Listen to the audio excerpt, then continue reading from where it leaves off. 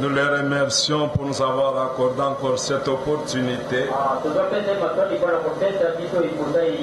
et nous donner cette occasion d'écouter encore sa parole. Puisqu'en ce qui concerne la parole, nous devons la manger chaque jour. Paul disait, tant convenable ou pas, disant à Timothée, dit, prêche la parole. Ah, c'est la parole qui nous délivre, c'est la parole qui nous bénit. Et nous dirons aussi, c'est la parole qui nous a fait. Nous ouvrons le livre de Genèse au chapitre 12. Genèse 12e chapitre. Nous lirons à partir du premier verset.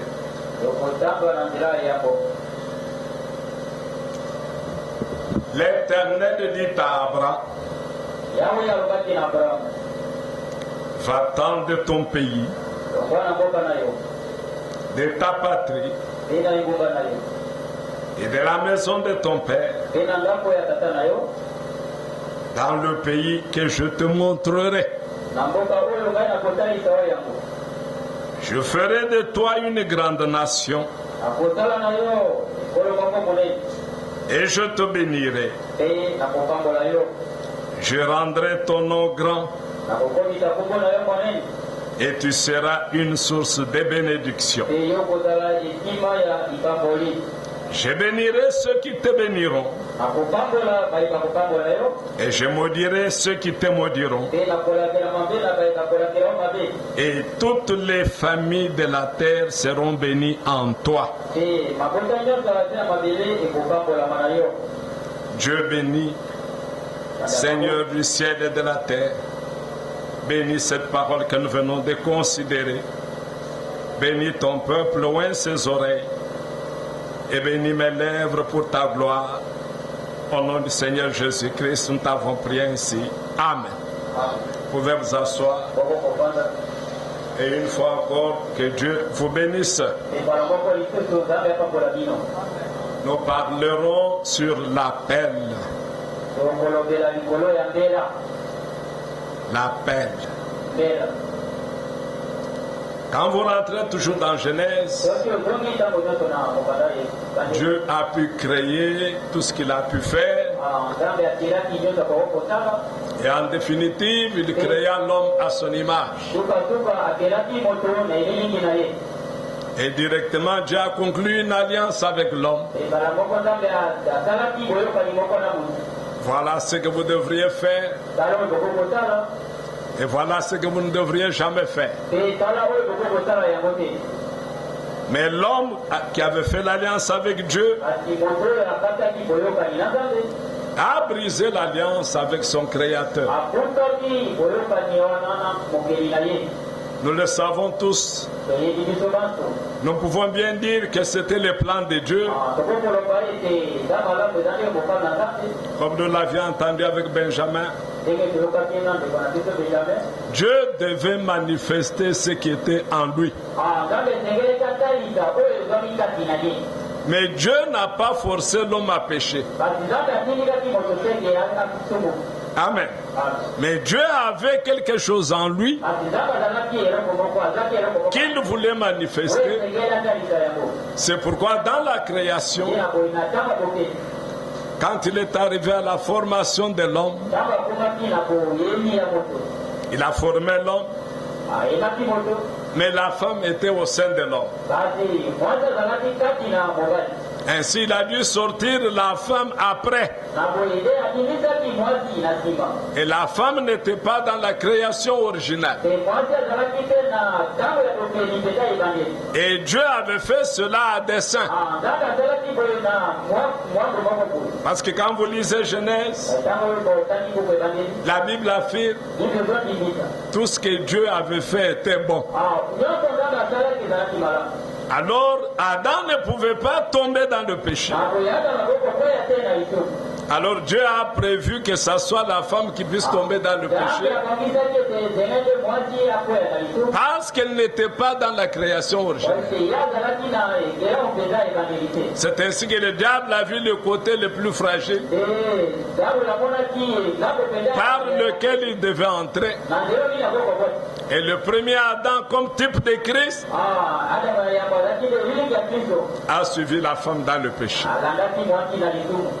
Ainsi, les hommes qui étaient sur la terre, quand vous lisez de Genèse 2, Genèse 3, Dieu les chasse du jardin.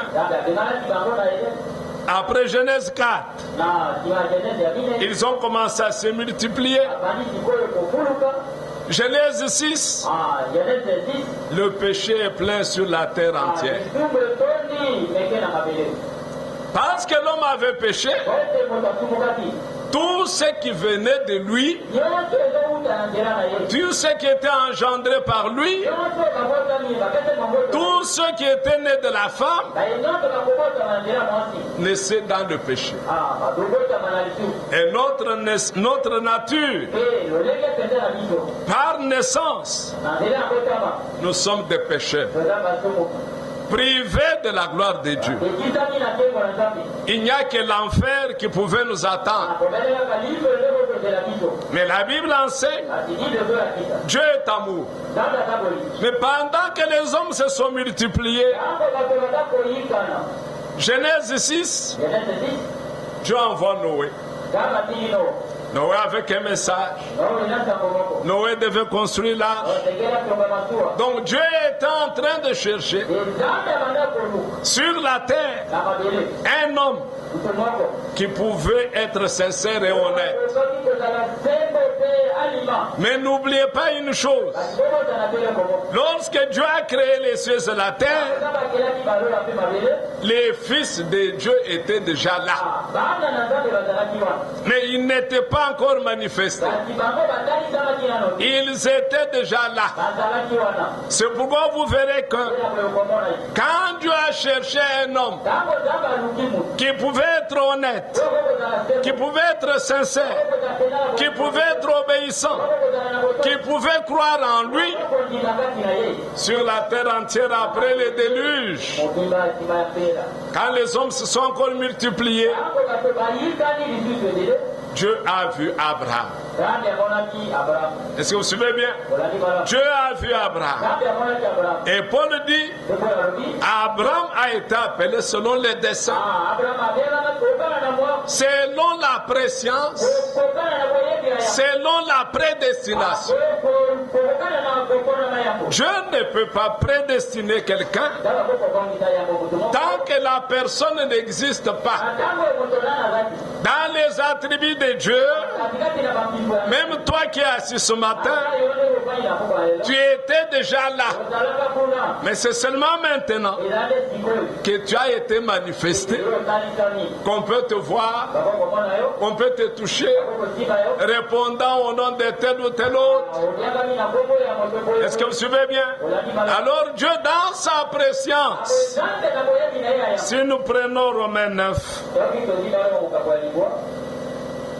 Romains chapitre 9,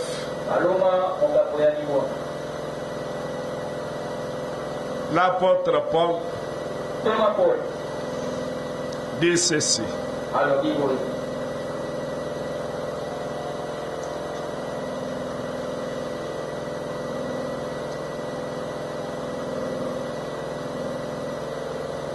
Prenons à partir du verset 9.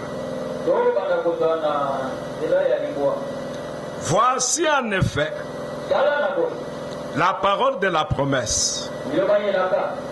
Je reviendrai à cette même époque et Sarah aura un fils.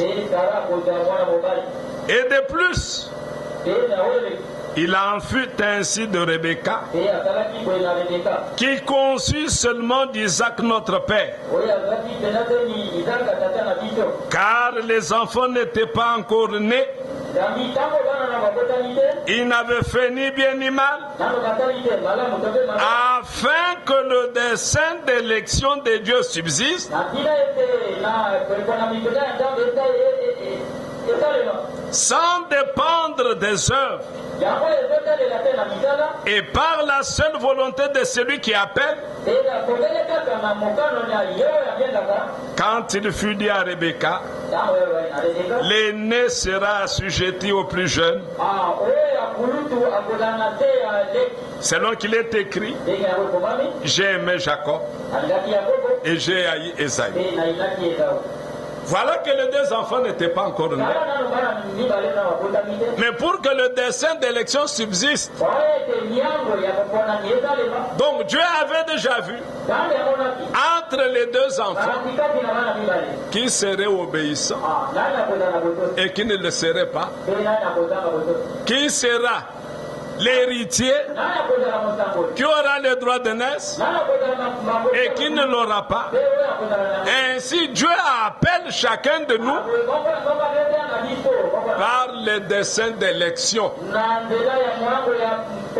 C'est pourquoi Jésus dit, personne ne viendra à moi si le Père ne l'attire. Voilà que Dieu va appeler Abraham. Il a choisi Abraham. Ce n'est pas parce qu'Abraham avait des œuvres bonnes.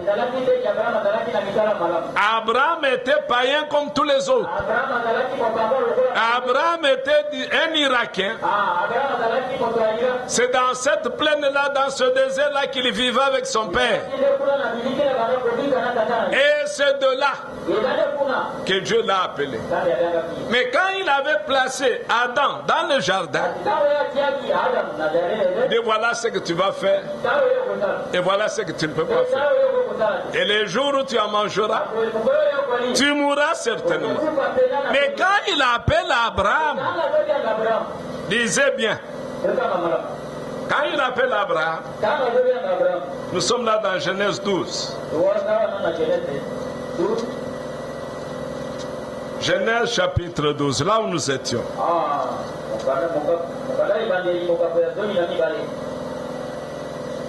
L'Éternel dit à Abraham, va-t'en de ton pays, de ta patrie et de la maison de ton père, dans le pays que je te montrerai. Je ferai de toi. Donc l'appel d'Abraham est sans condition. Dieu ne lui donne aucune condition. Dieu lui demande seulement de sortir et d'obéir. Avec une promesse, je te bénirai. Je te rendrai fécond. Je te multiplierai à l'extrême. Or, lorsqu'il appelle Abraham, Abraham a 75 ans. Si vous lisez la descendance de Sem,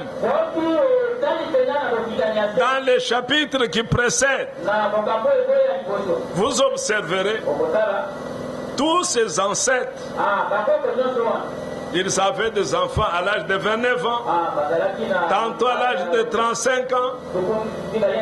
Mais Abraham, lui, en se mariant, reste jusqu'à 75 ans sans enfant. Et le prophète dit, il était stérile. Lui comme Sarah, ils étaient tous deux stériles. Mais quand Dieu l'appelle, il ne lui donne aucune condition. C'est pour dire que même la descendance, la postérité d'Abraham, quand Dieu t'appelle, c'est un appel sans condition. Dieu t'appelle tel que tu es. Dieu t'appelle de partout où tu peux être. Il ne te donne aucune condition. Parce que Dieu sait, quand il donne des conditions, il fait des alliances avec les hommes ont toujours brisé les alliances. Les hommes ne respectent jamais les alliances. Cela est de leur nature. Quelle est la nature de l'homme. L'homme a une nature pécheresse. Il est né pécheur. Il vit dans le mensonge. Il profère le mensonge. C'est ainsi qu'est la nature de l'homme. Ainsi Dieu, dans son amour, il a voulu sauver l'homme par la folie de l'évangile. Il appelle l'homme par l'évangile, sachant qu'il est pécheur, sachant qu'il est menteur. C'est ainsi que quand l'homme sera venu vers lui, Dieu va commencer à s'occuper de l'homme pour lui donner une nouvelle nature. Si vous prenez aujourd'hui un cochon a sa nature. La brebis a sa nature. Vous pouvez amener le cochon dans un endroit très bien propre. Laissez-le pendant des jours. Comme il a une sale nature, il est toujours sale. Il est maître dans la boue. Revenez dans cet endroit-là.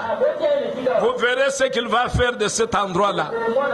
Il va le faire selon que sa nature. Amen. Alors, l'homme que Dieu a appelé, il l'appelle par prédestination. Donc, si tu te reconnais étant appelé de Dieu, sache que comme Abraham, c'est Dieu qui s'occupera de toi. C'est Dieu qui te transformera. Parce que quand Dieu t'appelle, il t'a appelé à la sainteté. Il t'a appelé à vivre correctement. Et parce qu'il sait que ce n'est pas la nature de l'homme, Dieu ne peut pas te demander autant. C'est à lui de prendre ta charge. C'est à lui, au moyen de sa parole, de te façonner. C'est à lui, comme nous le lisions souvent dans Ézéchiel, il a pris lui-même la décision. Je répandrai sur vous une eau pure et vous serez purifiés. J'enleverai, j'ôterai toutes vos souillures. Ça, c'est sa charge. Ce n'est pas la charge de quelqu'un d'autre.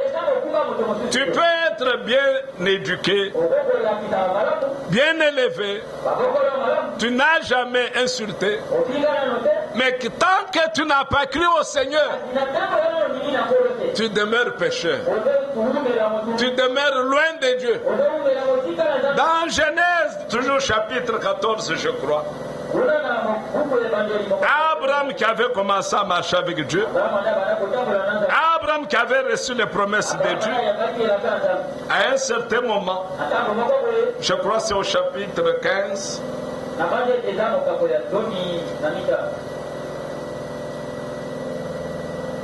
au premier verset, après ces événements, la parole de l'Éternel fut adressée à Abraham dans une vision.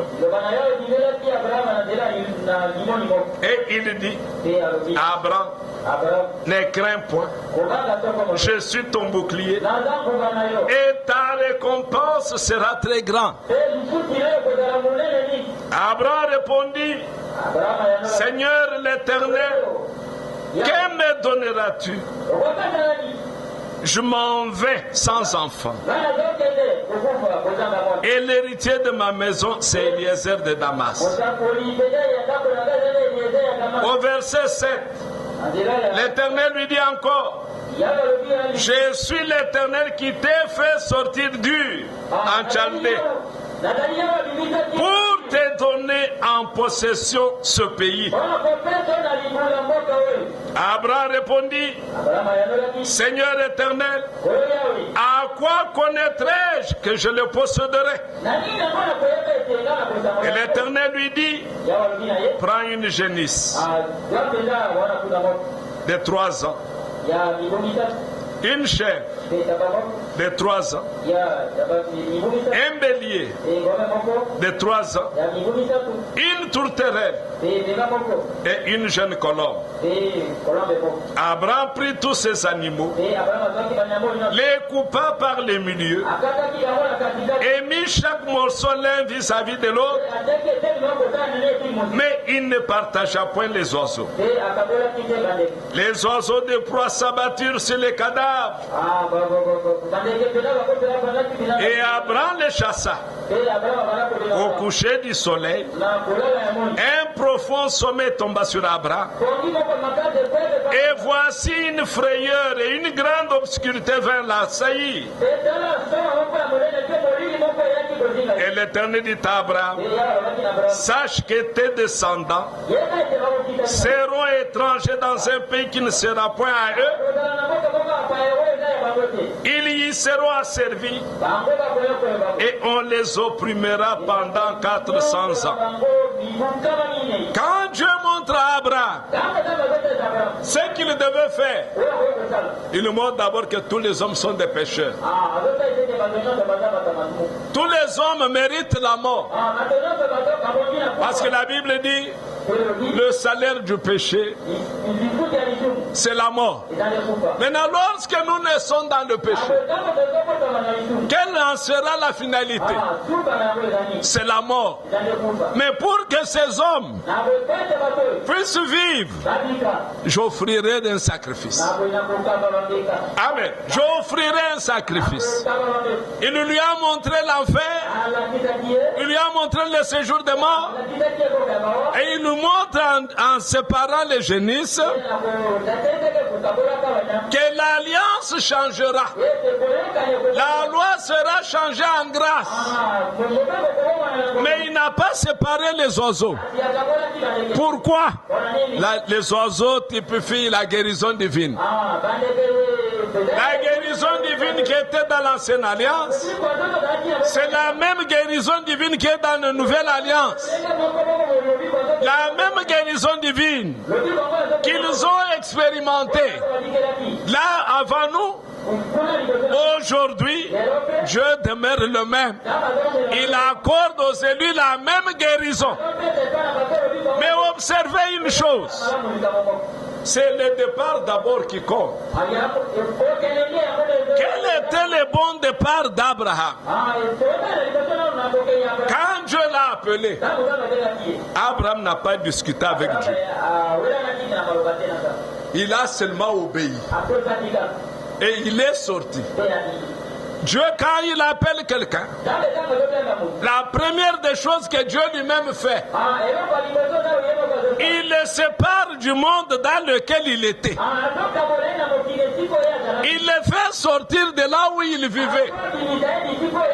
Mes frères, mes soeurs, ça c'est l'œuvre que seul Dieu fait. Voilà que Dieu, avant de montrer toutes ces choses à Abraham, il lui donne un profond sommeil. Le prophète dit, c'était pour lui dire que toi tu n'as rien à faire dans cette affaire. Est-ce que vous écoutez bien? Tu n'as rien à faire pour ta transformation. Tu n'as rien à faire pour arrêter avec tes souillures. C'est Dieu seul qui est à l'œuvre. Parce que l'homme de sa nature ne peut rien faire de bon. La Bible dit, le cœur de l'homme est penché toujours vers le mal. Donc dans l'homme il n'y a rien de bon. C'est pourquoi la grâce que nous avons, le salut que nous avons, nous ne le méritons pas.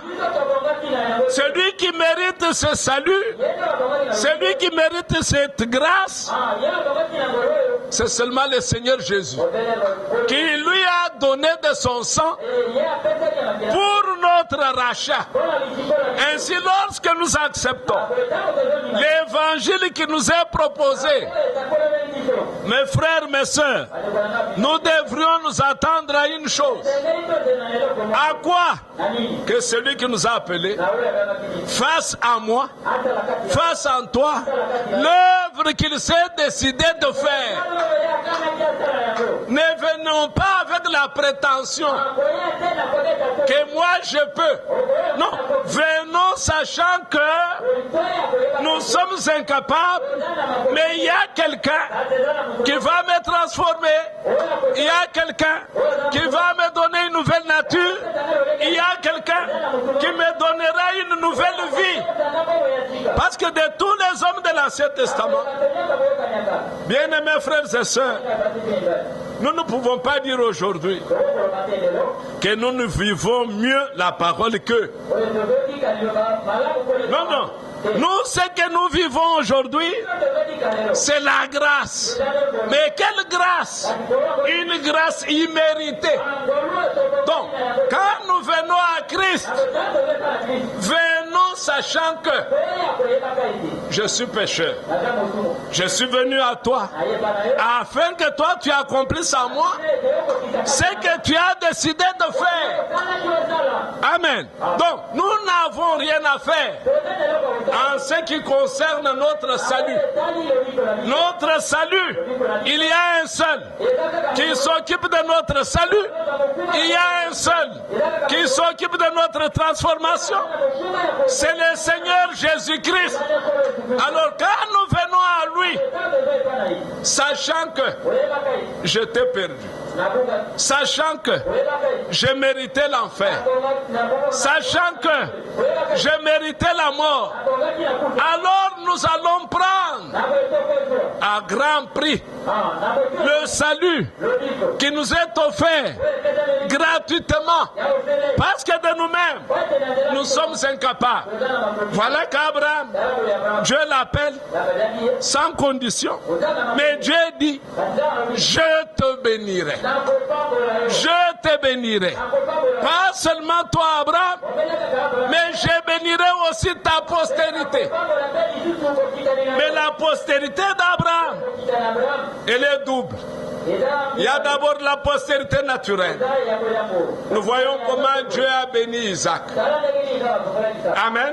Dieu a béni Isaac. Dieu a béni Jacob. Et pourtant, nous le savons tous. Jacob est un supplanteur. Si nous pouvons utiliser un terme aujourd'hui, c'était un escroc. Il a escroqué les droits d'aînesse de son frère. Il a escroqué les brebis de son beau-père. Donc Jacob est le type de la grâce. C'est pourquoi Dieu est arrivé à changer son nom. Il a changé de Jacob en Israël. Il a expérimenté la grâce. Toi et moi aussi aujourd'hui, nous devons expérimenter la grâce. Parce que nous étions au départ, dès la naissance, pas seulement dès la naissance, dès la conception, conçus dans le péché. Et nous sommes venus au monde proférant le mensonge. Bien-aimé, l'évangile ne peut être bien reçu que par ceux qui se reconnaissent. Nous sommes des pécheurs. Nous sommes des rebelles vis-à-vis de Dieu. Ainsi, ils attendront de Dieu que Dieu fasse un travail de profondeur depuis leur cœur, depuis leur âme. Comme il a dit dans Ézéchiel, je te donnerai un esprit nouveau. Je te donnerai un cœur nouveau. Vous voyez que le cœur nouveau, mon bien-aimé, qu'est-ce que tu peux le faire pour l'avoir? Ce cœur nouveau, c'est Dieu qui le donne. Cet esprit nouveau, c'est Dieu qui le donne. Amen. Et il conclut en disant: je mettrai mon esprit en vous, de telle sorte que vous accomplissiez mes commandements. Dieu sait que sans son esprit à nous, il nous est incapable de vivre sa parole. Sans un cœur nouveau à nous, il nous est impossible de recevoir la parole à nous. Parce qu'il change nos cœurs. Il enlève le cœur de pierre. Il met le cœur de chair dans lequel il va mettre sa parole. C'est pourquoi, mes frères bien-aimés, en venant à l'évangile, nous ne venons pas comme des bons. Nous ne venons pas comme des hommes sans péché. Nous venons à l'évangile étant des pécheurs. Et Christ dans l'évangile dit que tout celui qui a soif, qu'il vienne à moi. Tout celui qui est chargé, tout celui qui a des fardeaux, tout celui qui vienne à moi. Et vous comprendrez que pour aller vers lui, il faut se sentir chargé. Il faut se sentir fatigué. Vous êtes lassé de ce monde. Vous êtes comme quand Lot était à Sodome, qui se plaignait chaque jour de tout ce qu'il voyait, de tout ce qu'il vivait. Il était dans un monde pourri, comme nous le sommes aujourd'hui. Ainsi, lorsque l'évangile retentit à nos oreilles, nous ne venons pas comme étant bons. Nous venons comme des mauvais, qui avons besoin d'être changés, qui avons besoin d'être transformés. C'est pourquoi dans la marche, quand je vois que ma marche n'est pas bonne, quand ma marche ne reflète pas la parole, je reviens à la croix. Je supplie celui qui m'a appelé. Seigneur, ôte ceci à moi. J'en suis fatigué. Nous n'allons pas nous fatiguer à demander pardon à Dieu. Amen. Nous n'allons pas nous fatiguer. Parce que Dieu lui-même, lorsqu'il a conclu l'alliance, comme on le fait chez les orientaux, on peut prendre un papier, on écrit l'alliance, et puis on la déchire en deux morceaux. L'un prend une partie et l'autre prend une autre. Alors s'il y a quelqu'un qui brise l'alliance, on va se référer aux deux morceaux.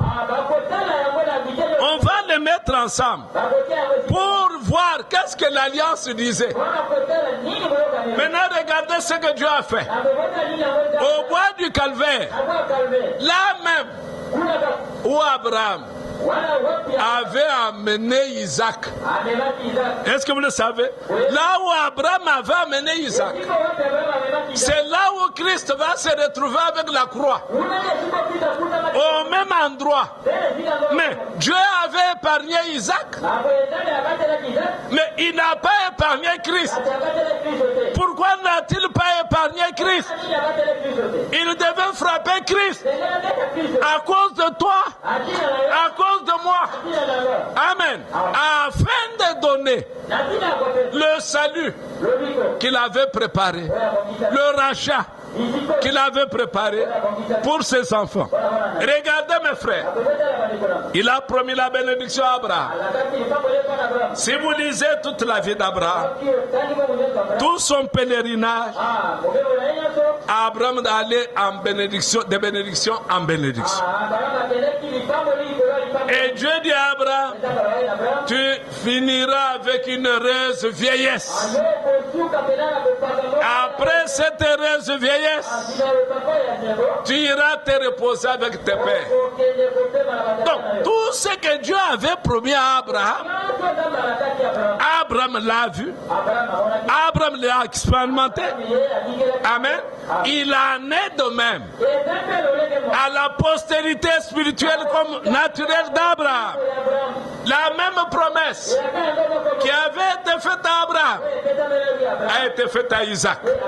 Si vous lisez la Bible, vous allez voir que Dieu a repris à Isaac la promesse qu'il avait dit à son père. Et à Jacob, la même promesse donnée à Abraham avait été répétée à Jacob. Maintenant, nous aussi, la postérité royale. Amen. Nous sommes la postérité royale.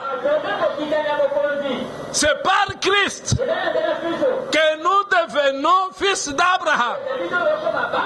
C'est par Christ, en étant baptisés du Saint-Esprit, que nous devenons la postérité d'Abraham. Étant postérité d'Abraham, toutes les bénédictions doivent s'accomplir avec chacun de nous. Bien aimé, il faut le croire. Abraham avait reçu la promesse. William Branham dit, au premier mois, Abraham va demander à Sarah, comment ça va? Comme par le passé. Aucun signe. Cela n'a pas empêché Abraham d'aller dans les magasins de son temps, commencer à préparer la layette. Abraham ne se fatiguait pas. Après un an, quand Sarah dit, je n'ai encore rien vu, Abraham était de plus en plus fortifié. Si tu es fils d'Abraham, tu es aussi malade aujourd'hui. On prie pour toi maintenant. Le soir, tu n'es pas guéri. Si tu es la semence d'Abraham, tu vas te fortifier de plus en plus. Tu ne vas pas te fatiguer. Même si elle prend un mois, la maladie. Et regardez, quand il se présente à Abraham, il lui dit, je suis El Shaddai, c'est-à-dire le tout suffisant. Amen. C'est lui qui a des seins. Amen. Quand un petit enfant, un bébé, quand il est malade, le premier produit que la maman donne à l'enfant, la maman peut se battre, il faut que l'enfant puisse téter. Quand l'enfant ne tète pas, la maman sent que non, cet enfant risque de mourir. Mais lorsque l'enfant tète, l'enfant tire de la maman la force, la vigueur. Observez bien les petits enfants quand ils sont en train de téter. Les petits pieds là sont en mouvement. Donc il est heureux de téter. Maintenant Dieu compare ses enfants à ces petits bébés. Toi aussi, moi aussi, quand je suis en difficulté, je suis appelé à téter aux mamelles de El Shaddai. Je tète à quoi? Aux promesses. Quand je suis malade, je pars d'ici, je continue à confesser.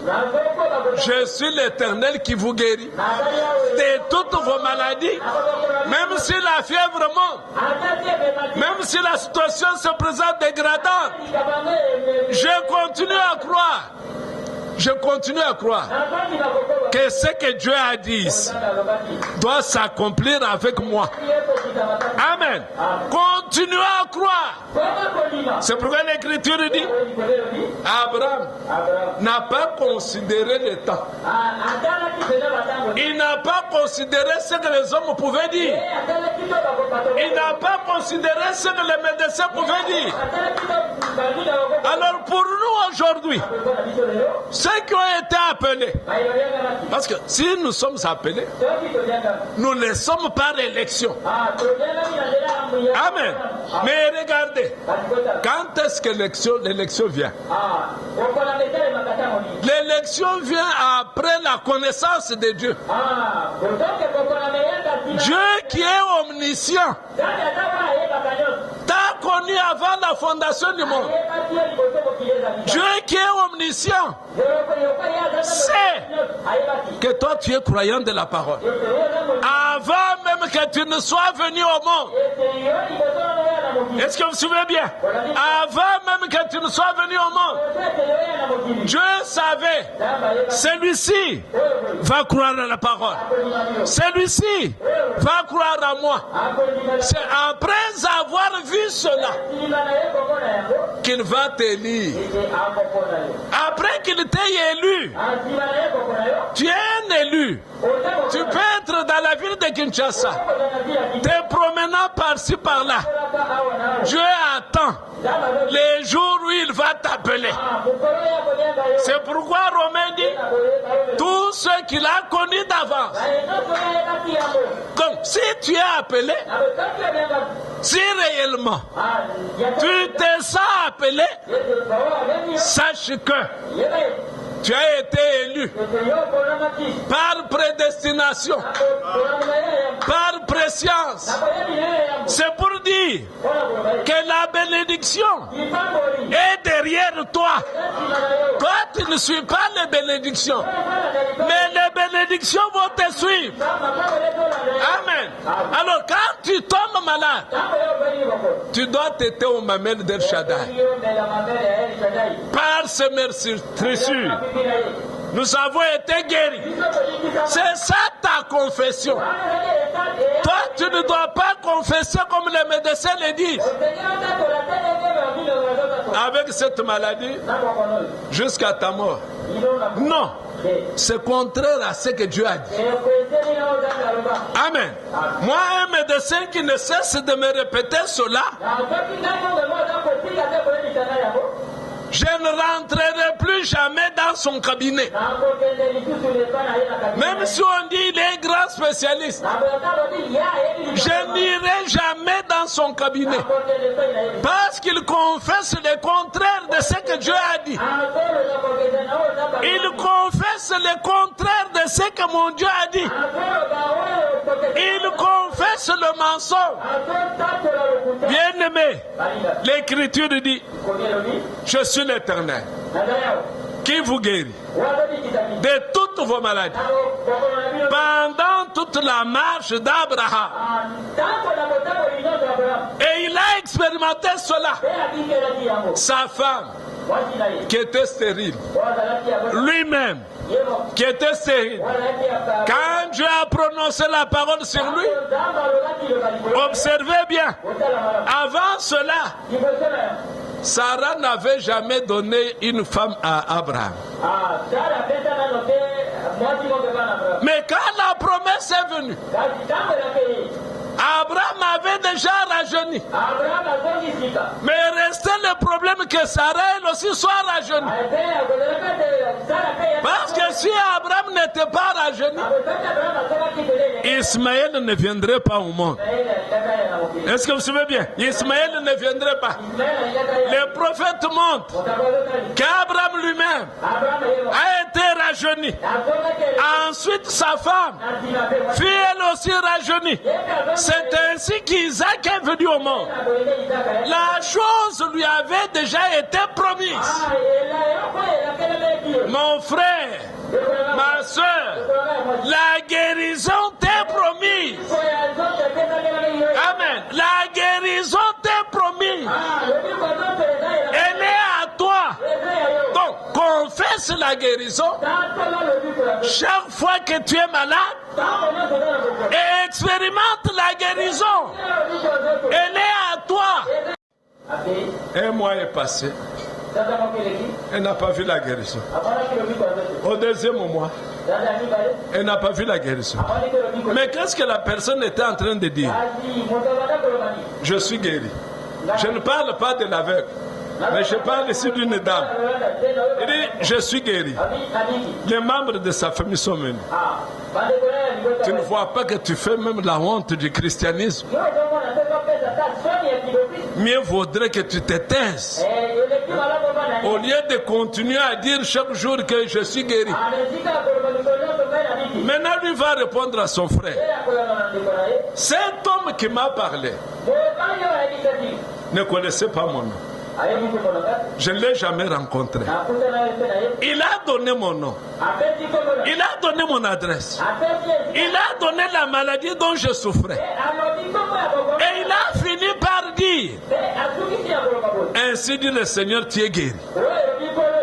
Comment voulez-vous que moi je confesse autre chose? Alors un jour à la maison, parce qu'elle avait gastrite, beaucoup de choses sur elle, Alors les enfants sont allés à l'école. Pendant que les enfants mangeaient, ils ont laissé quelques nourritures sans terminer. Subitement, elle a eu faim. Elle a dit, je vais un peu tester avec ça. Parce que chaque fois que j'en mange, je vomis. Elle a essayé. Elle a senti que ça allait bien. Pas de douleur, pas de vomissement. Mais elle a senti qu'elle avait encore faim. Elle a récupéré les plats que les enfants avaient laissés. Elle a tout mangé. Sans douleur, sans vomir.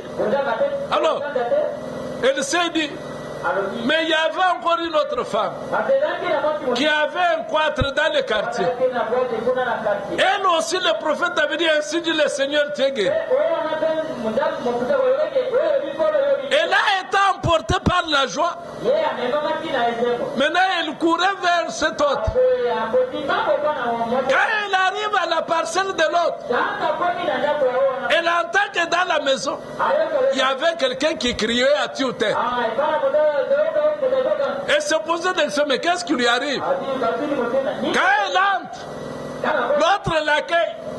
Regarde ce qui était ici, n'est plus. Oh, bien-aimé. Quand Dieu a dit quelque chose, absolument, elle doit s'accomplir. Mais quel est le problème? Quand Dieu parle, nous ne voulons pas croire. Nous raisonnons. Mais la semence royale d'Abraham ne raisonne pas. La semence royale d'Abraham, comme leur patriarche, il ne s'occupe pas de ce que les hommes et les femmes peuvent dire. Nous n'expérimentons pas Dieu parce que souvent nous avons peur. Nous nous posons des questions. Est-ce que réellement le diabète va terminer? Nous nous posons des questions. Est-ce que réellement le gastrite ici va partir? D'après la science, donc la plupart des... Comment vous appelez ça? Est déjà parti. Les poils qui sont dans l'estomac là, c'est déjà parti. C'est pourquoi l'acide, quand il tombe dessus, mais maintenant tu te fais une idée. Maintenant là, il n'y a plus rien. La blessure est permanente. Comment cela peut-il guérir? Mon frère, si tu commences à raisonner comme ça, tu ne guériras jamais. C'est qu'il faut croire et que Dieu peut enlever tout l'estomac, te donner un nouveau. Le même Dieu qui avait donné les jambes et les mains devant le temple est capable de te donner un nouveau cœur. Je vous dis vrai, nous avons eu des résultats qui sont venus des cliniques. Le frère est passé à la clinique. Tous ses reins étaient foutus. Il est venu avec larmes aux yeux. Un homme plus âgé que moi. Il est entré dans le bureau du pasteur et regarde. Donc il voyait sa mort venir. Mais ce jour-là, le pasteur, je ne sais quoi, il m'a appelé.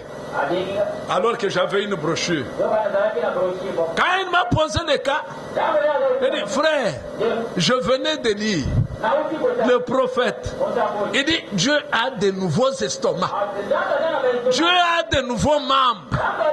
Dieu a de nouveaux reins. Et le pasteur Nono de dire, alors qu'il s'agenouille compris. Il a prié à sa manière. Moi, j'ai prié à ma manière. Le frère est reparti pour l'hôpital. Il revient avec un autre résultat, contraire au premier. Bien-aimé, Dieu est réel. C'est nous qui avons des problèmes. Dieu n'annule jamais les alliances qu'il a conclues. Il y a une alliance que Dieu a faite avec nous. Il nous guérit de toute maladie. C'est une alliance qu'il a faite. Et la Bible dit, ne pouvant jurer par celui qui est plus grand que lui, il jura par lui-même, je te bénirai. Mon frère, ma soeur, que la bénédiction t'accompagne. Ne rejette jamais la bénédiction que Dieu t'a donnée. La guérison, c'est pour toi. Tu peux tomber malade, oui.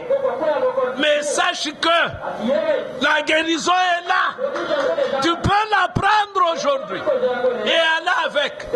Il y a eu une sœur. Ça sont des choses que moi, de mes yeux, j'ai vu. J'ai vu Emiwe parler de mes yeux. J'ai vu. La sœur était courbée comme ça. Pas courbée dans le sens de incliné, non. Courbée dans ce sens ici. Pendant la louange, là il n'y avait personne qui avait prié pour lui. C'est pourquoi des fois quand il y a la louange, faisons-la comme il le faut. Dans la louange, Dieu peut descendre et te guérir. Oui, il est Dieu. Il a fait la promesse. Il tient à la promesse. Mais nous, enfants d'Abraham, postérité d'Abraham, ayons la foi qu'avait Abraham. Amen. La foi d'Abraham ne s'est limitée qu'avec ce que Dieu avait dit. Tout autre discours ne passait pas. Est-ce que vous êtes ici? Tout autre discours ne le laissait pas passer. La médecine, oui. Mais quand la médecine commence à me dire, avec ta maladie ici, tu dois apprendre à vivre avec elle. Comme j'ai suivi hier à la télévision, les Européens disent que nous sommes en guerre devant un ennemi que nous ne voyons pas. Oui, ils ne peuvent pas le voir. Parce que l'ennemi qu'ils affrontent, c'est les démons. Alors que les démons, ils ne le voient pas par microscope. Ils ne le voient même pas par les lasers. Ils nous ont donné beaucoup de restrictions. Lavez les mains. Mettez le cache-nez. Mais mon frère Johnny qui est assis là-bas, l'homme avec qui il travaille là-bas en ville, qui est très strict. Dès qu'ils entrent là-bas, non, passez d'abord laver les mains. Mettez votre cache-nez. Lui-même était au CPK, atteint de quoi? De coronavirus. Il est là où? Bien aimé, c'est bien. Acceptons les mesures de distanciation. Mais notre protection, il y a quelqu'un qui s'en occupe. Amen. Il y a quelqu'un qui s'en occupe, qui nous protège, qui nous sécurise. C'est le Seigneur Jésus-Christ. Il est toujours avec nous. Quand le frère me donnait ce témoignage, je dis, mais lui, c'est l'homme le plus strict. Mais voilà que lui est malade. Mais son épouse n'est pas malade. Mais ils vivent dans la même maison. Vous allez me dire qu'ils ne s'embrassent pas. Mais comment les démons ne peuvent pas aller sur la femme, seulement sur lui? Bien. Bien aimé, notre protection, c'est l'affaire de Dieu. C'est Dieu qui nous garde, qui nous sécurise. Il l'a promis et il tient à ce que sa promesse s'accomplisse. Mais à nous de prendre la promesse. Dès que tu tombes malade, voilà ce qu'il faut faire. Tu es sous perfusion. On te traite sur la malaria. Mais moi, dans le lit, tu es l'Éternel qui me guérit de toutes mes maladies. Tu es l'Éternel qui me garde, qui me protège, qui me sécurise. Je suis guéri. Ici, dans le lit où je suis, par tes meurtrissures, C'est ça ma confession. En confessant comme ça, tu demeures positif. Tu demeures dans une belle attitude. Tu crées une belle atmosphère autour de toi. Et si tu oses donner l'oreille, surtout aux infirmières. Souvent les médecins ne disent pas vite les malades que... Hein? Ce sont les infirmières qui des fois ne savent pas garder le secret. Dès qu'il est avec un membre de famille, si tu entends seulement l'infirmière commencer à dire Bobo de la Karanzambe. Donc sachez que c'est déjà une situation désastreuse. Et elles ne savent pas que Bobo de la Karanzambe, c'est-à-dire tu nous alertes que c'est déjà dangereux ici. Alors si toi on te dit cela et que tu dois rendre visite à ton frère, ta soeur malade, va avec Ésaïe 53. Va avec Psaume 103. Rappelle-lui qu'il y a une promesse. Et celui qui a fait la promesse est fidèle. Amen. La promesse faite doit s'accomplir. Alors mes bien-aimés, j'ai dit que nous parlons de l'appel. Si tu es appelé, ce n'est pas un hasard. Si tu es appelé, Dieu connaît ceux qui l'appellent. Amen. Il appelle par des scènes de l'élection. Dieu ne peut pas appeler celui qui ne peut pas être sauvé. Il appelle les hommes, il appelle les âmes, les femmes à aller au salut. Alors s'il ose t'appeler et que tu reconnais qu'il t'a appelé, accroche-toi à lui. Oui, oui, accroche-toi à lui. Même le baptême du Saint-Esprit, bien-aimé, celui qui l'a appelé, il l'avait d'abord connu. Amen. Et celui qui l'a connu, il l'a justifié. Et celui qui l'a justifié, il va le glorifier. Il ne t'abandonnera pas. Ce message, en réalité, il n'est pas pour les vierges folles. Ce message est pour les vierges sages. Ce message prépare les vierges sages. Parce que bientôt l'époux divin viendra pour nous prendre. Amen. Alors je me répète, si tu es appelé, si tu reconnais vraiment, tu sens que tu es appelé, ce n'est pas en vain. C'est parce qu'il veut t'amener quelque part. Ne te décourage jamais. Même si on a imposé les mains aujourd'hui, tu n'as pas reçu le Saint-Esprit. Fortifie-toi.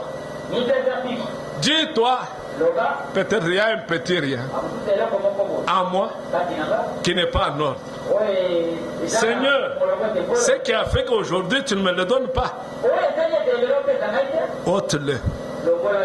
Pour que prochainement, quand je viendrai à la prédication, même pendant que l'on prêche seulement, que tu m'accordes les sceaux, oui, il va le faire. Dieu te fera selon ta foi. Les frères donnaient son témoignage ici. Quand on lui a imposé les mains, il a dit, ah, Seigneur, seulement calme comme ça. Pourquoi moi je vais rester seulement calme comme ça?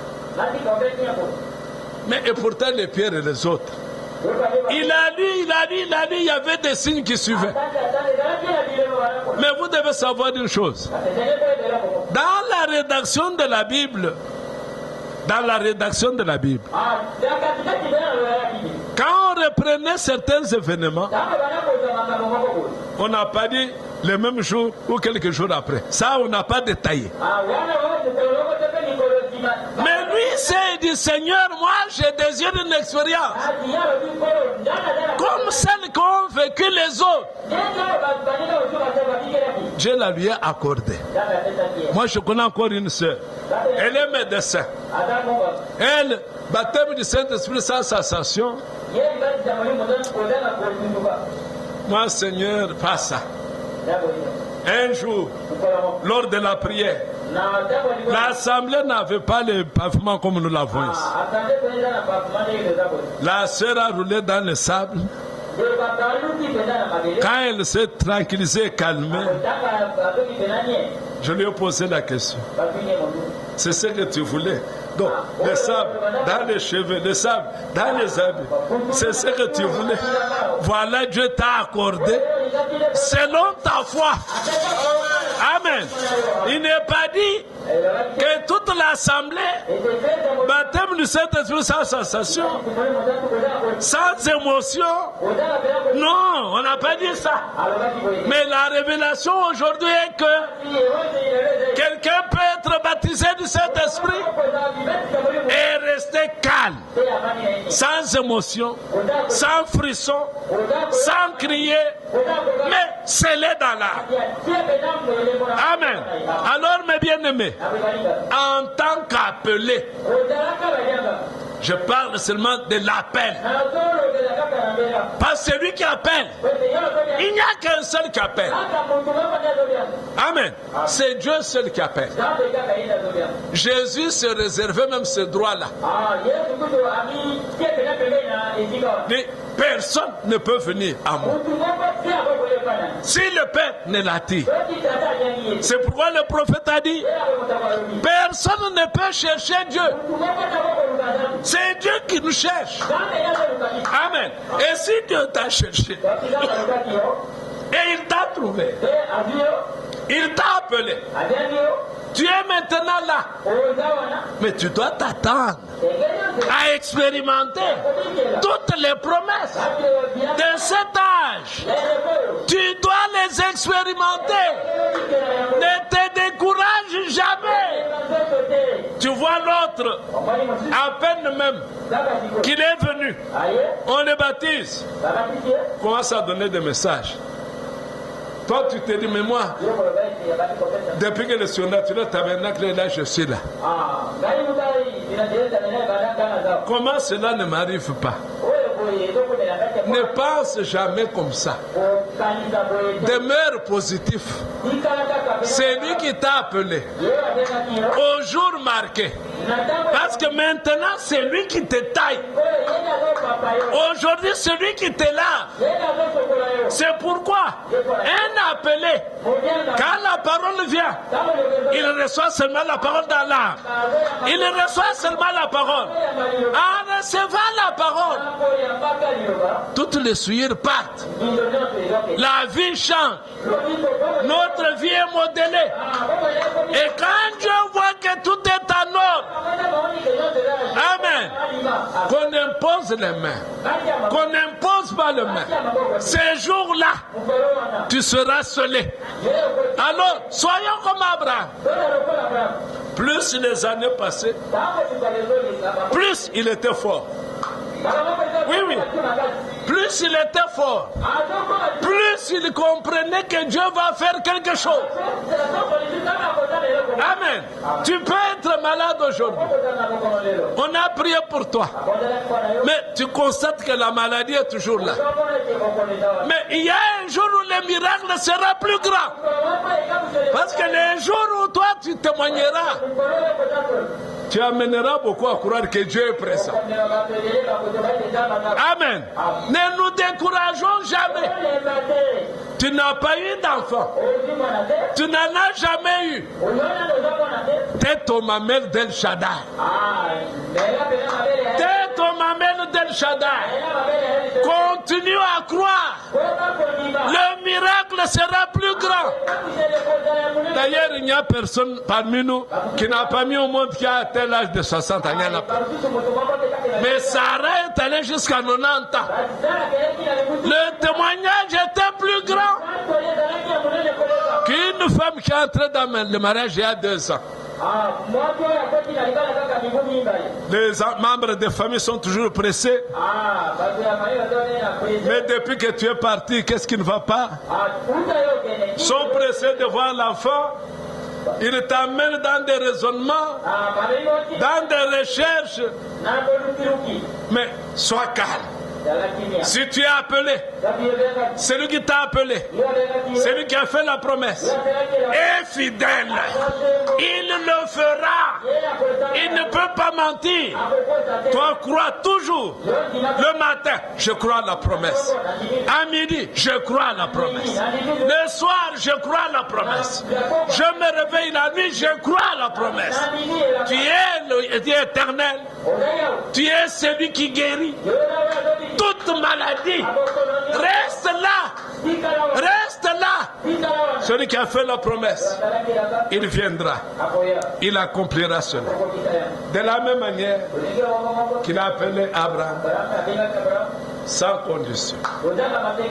Il l'a reçu comme il était venu. Il a commencé à marcher avec Abraham. De la même manière, il t'a aussi appelé. Toi aussi, tu as répondu à l'appel. Mais quand Dieu appelle, la première chose, c'est la séparation. Les ténèbres doivent se séparer de la lumière. L'ancien milieu doit être changé. Et Dieu t'assistera en cela. Parce que tu le fais sur base de l'appel. Regarde, Abraham, sors de ton pays, sors de ta patrie, quitte la maison de ton père. Moi, je te bénirai. Oh frère, bien-aimé, comment Abraham pouvait-il résister? Quand Dieu a rencontré Abraham, c'était une vision qu'Abraham a vue.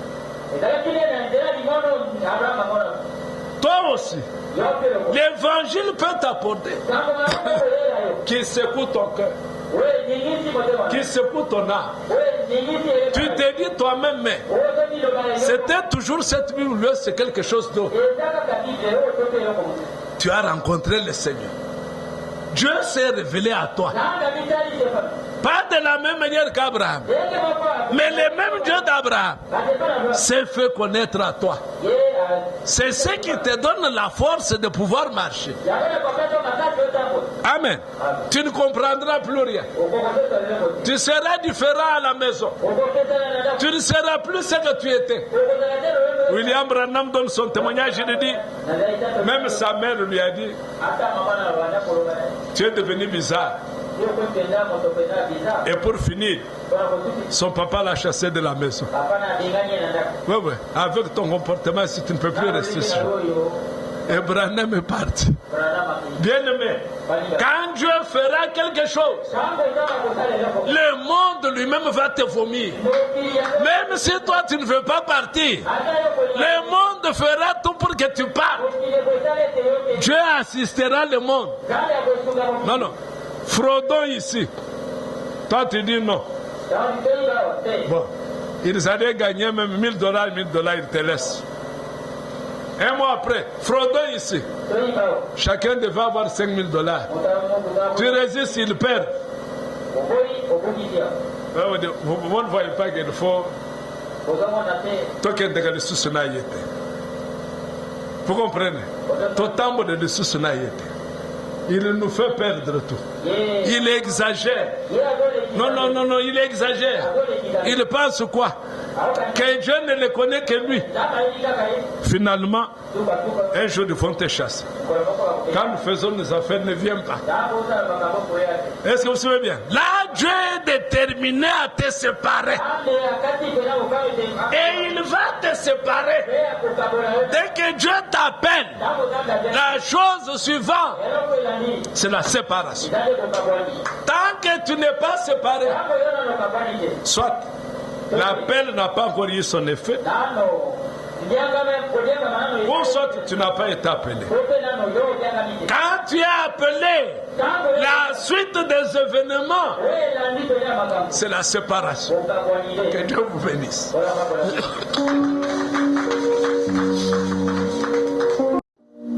Bien-aimé Père Céleste, Dieu Tout-Puissant,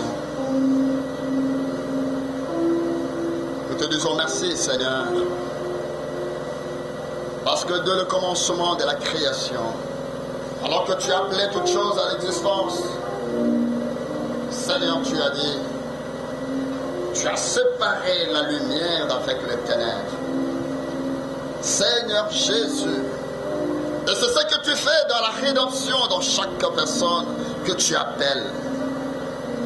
Oh, combien nous avons besoin, Seigneur, que tu puisses nous séparer, Seigneur, de tout ce qui est vil, de tout ce qui est contraire à ta parole, Seigneur. Tu nous éloigner de cela, Seigneur. Nous avons besoin de toi. Nous avons besoin de toi, Seigneur. Viens-nous en aide. Soutiens-nous, Seigneur. Mets-nous à l'abri, Seigneur. Mets-nous à l'abri, Seigneur. Nous avons besoin de toi. Nous avons besoin d'être la lumière du monde. Nous avons besoin d'être le sel de la terre, Seigneur. Que le monde puisse avoir la soif de chacun de nous, Seigneur. Nous avons besoin de toi, Seigneur. Laisse que nous puissions te témoigner, Seigneur. Et que nos paroles soient assaisonnées de sel. Je t'en prie, Seigneur. Que nous puissions aimer comme toi, tu nous as aimés, Seigneur. Nous te disons merci, Seigneur. Parce que dans cette œuvre rédemptrice, Seigneur, nous croyons que d'un bout à l'autre, c'est ton œuvre à toi. Tu as dit l'œuvre du Seigneur prospérera entre ses propres mains. Seigneur Jésus, toi qui as fait la promesse, nous croyons que c'est toi qui es à l'œuvre pour accomplir ta parole. Puisses-tu bénir encore ton peuple alors que nous sommes là au milieu de nous. Nous avons besoin de toi, nous croyons que tu es au milieu de nous, Seigneur. Fais-nous du bien alors que nous sommes assoiffés. Nous avons besoin de toi, Seigneur. Alors qu'Abraham était arrivé jusqu'à l'âge de 99 ans, Seigneur, fatigué avec la promesse, Seigneur, qui ne s'accomplissait pas. Mais tu t'es révélé à lui, à cet âge-là comme étant le Seigneur Tout-Puissant. Tu lui as montré que tu avais encore la capacité de rendre la promesse vivante. Oh, combien ce n'est parmi nous, Seigneur. Nous avons besoin que tu interviennes. Nous avons assez attendu, Seigneur. Nous avons besoin que tu agisses à nos côtés. Encore aujourd'hui, tu te révèles à nous comme étant El Shaddai. Celui qui possède le 200. Oui, Seigneur, c'est tellement équilibré pour satisfaire chaque enfant que nous sommes. Nous te disons merci, Seigneur. Car en sortant, Seigneur, de ces cultes, nous croyons, Seigneur Jésus, que nous marcherons la tête haute. Oui, Seigneur, merci. Sois béni. Sois glorifié, Seigneur, pour ce que tu viens d'accomplir dans la vie de tout un chacun. Merci, Seigneur. Rends-nous la vie selon ta parole. Bénis, Seigneur, ton serviteur que tu as utilisé encore ce soir. Et bénis toute l'assemblée, Seigneur. Bénis tous ceux qui ont écouté cette parole. Bénis ceux-là qui écouteront sur la travers l'Internet. Seigneur, pense à chacun. Accorde la vie là où il y a la mort. Accorde la guérison là où il y a la maladie, Seigneur. Accorde les réconforts là où il y a les découragements.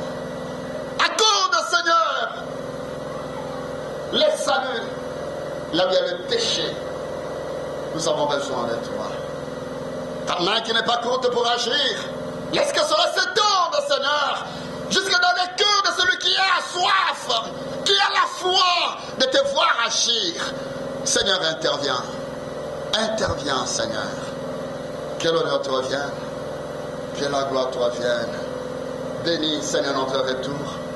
Et bénis ces dîmes, et bénis ces offrandes. Au nom de Jésus, nous t'avons ainsi prié.